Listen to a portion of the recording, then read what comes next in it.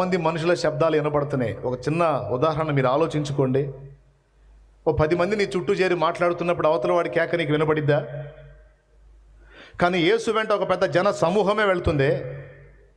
ఆయన వెంట రణగొండ ధ్వనులు చాలా వినబడుతున్నాయే. ఇన్ని శబ్దాలలో గుడ్డివాని కేక ఎలా వినబడింది ఆయనకి? ఒక్కసారి ఆలోచించండి. చాలామంది మనుషుల శబ్దాలు వినపడుతున్నాయి, ఆయన మాట్లాడుతున్నాడు, వాళ్ళ సౌండ్లు కూడా వినపడుతున్నాయి, వెళ్ళిపోతున్నాడు. కానీ ఇక్కడ అంధుడు వేసినటువంటి కేకలో విశ్వాసము నిండి నివిడీకృతమై ఉంది. ఆ విశ్వాసపు కేక ఆయన ఆపేసింది. విశ్వాసముతో స్పర్శించు దేవుణ్ణి, విశ్వాసముతో కేకవై దేవుని. ఒట్టొట్టి కేకలు కాదు, తెగించిన కేకలో, విశ్వాసాన్ని వ్యక్తపరిచిన కేకలో. అప్పుడు చూస్తావు దేవుని కార్యాన్ని.